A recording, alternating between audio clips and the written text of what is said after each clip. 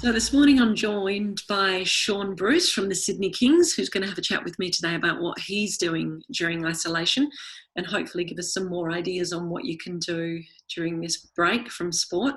So, hey, Shaun, thanks for joining me today. No worries at all, Jody. It's great to see you. And you too, albeit through virtual reality. Let's Yeah. tell everybody about who you are, not as a basketballer, but what's the background to Shaun Bruce? Yeah, just a regular kid really. Grew up in a small regional town called Horsham in country Victoria. Had two older brothers, mum and dad around through my childhood. And yeah, was just a kid that grew up loving sport, had a bit of a go at everything. Always loved basketball, but played a little bit of cricket, Aussie rules footy as well, and really just at the time anything that would get me out of a bit of schoolwork. I bet there's lots of people who are really excited to be on holidays now without their sport, albeit not playing at the moment. So, how does a country boy playing lots of sports end up in the NBL?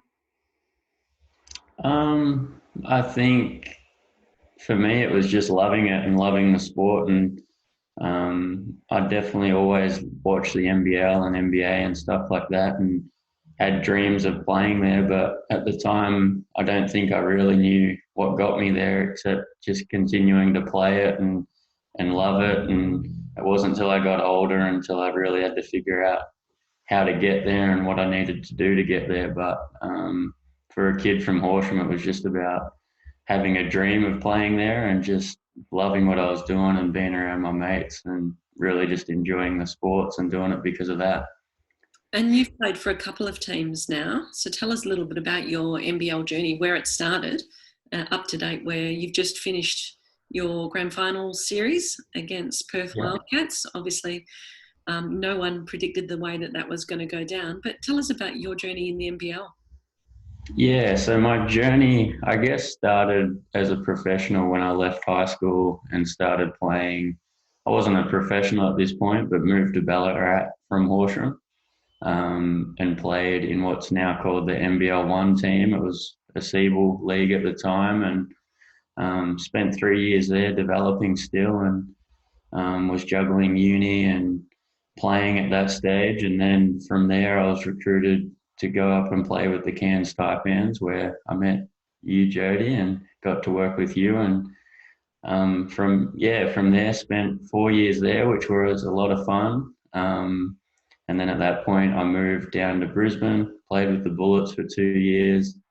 After that stint, found myself outside the league for a little while. I didn't pick up a job, and then was then included in the Adelaide side for the later part of the season as an injury replacement.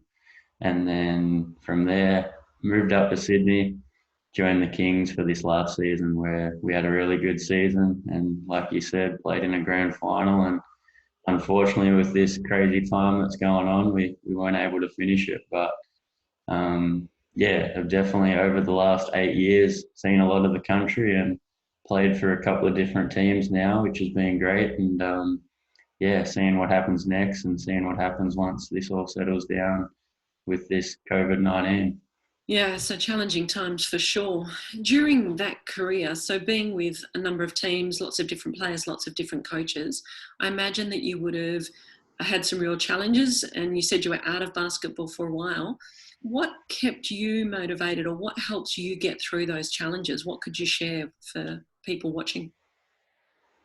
Yeah, I think it's just always been about proving myself to people. I think I took a route that not too many people take with in terms of the basketball world and staying within Australia and getting to the professional ranks that way. A lot of kids now either go to college in the US and then come back, and because they have that pedigree behind them, they're kind of ready to be professionals and jump straight into being a fully contracted player.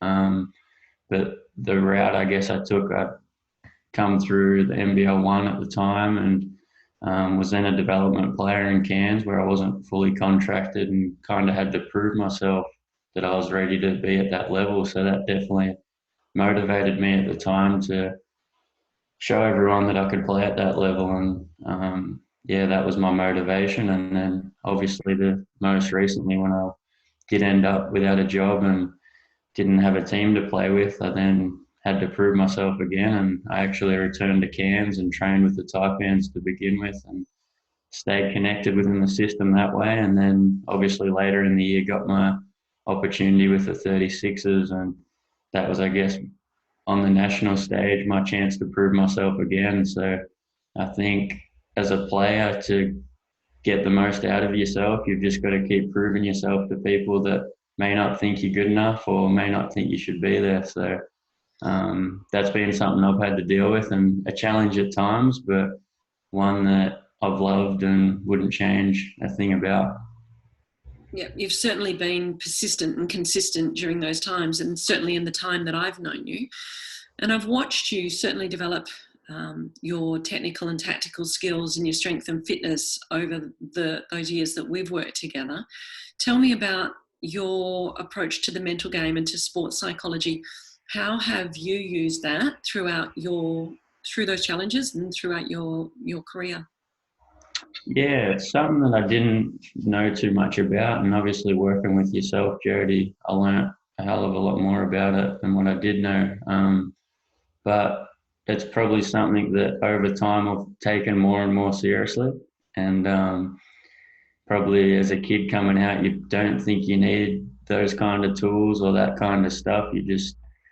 You think it's all physical and all skill based. Like everything you need to be a professional is about how good you can do something, how many shots you can make, how strong you are in the gym and whatnot. But definitely over the time, I've seen how beneficial working on the mental side of the game is, and taking time to just think how you think through things has been a big aspect of me developing. There's no doubt.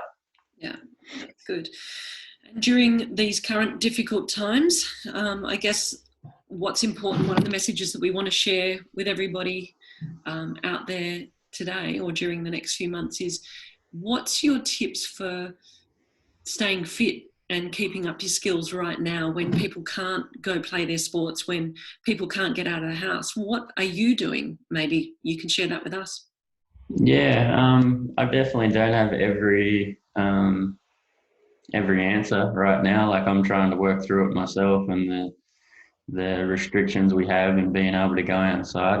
There's no question that it's tough, but I'm just trying to do my best of taking what I can and appreciating what I do have at home and what I can work with. And one thing personally I've had to work on over my time is my flexibility and range of motion. So stretching is one thing that I've always not enjoyed doing, but and it's something that I feel like I've never got enough time to do. And now that I've got no excuse to do that, it's something I'm trying to improve on over this time when I can't be spending as much time outdoors, running around, working on my skills. Although we can still do plenty of that, whether it's in your driveway or if you got a hoop at home, or I know some people there's still parks open which they're able to go to under the guidelines, but my message would just be make the most of what you got and just yeah, be thankful for that. And there's definitely always something you can work on.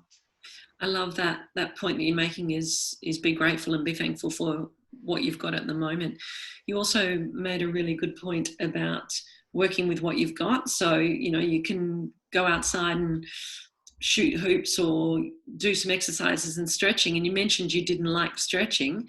Is that important to push through in your career, and in your advice is to push through the difficult things or the things you don't like? Is that important, or should you just focus on what you do well? Yeah, I think so, and I think that's how you grow. And whether it was working with you and um, opening up about my thoughts and whatnot when we first started talking, that wasn't easy to do, but it's something that's helped me in the long run. And I think yeah, whether it's a stretching or whatever it is, going out and doing some weights or going for a run, whatever it is you need to do, I think the way to grow is by pushing the barriers on that stuff that you don't like doing the most, because it's so easy to go and do the stuff you do enjoy doing. So whatever that is for you, I think it's, yeah, critical in this time to make the most of it when you've got so much time on your hands, whether you're at home or wherever you are. Great messages, Shaun. Thank you for your time today. And I look forward to seeing you back out there when we're all up and running again in basketball, and see what you can do with the Kings next year. Thanks, Take Jodie. care. Thanks for Thanks, having me. Shaun. Bye. Bye.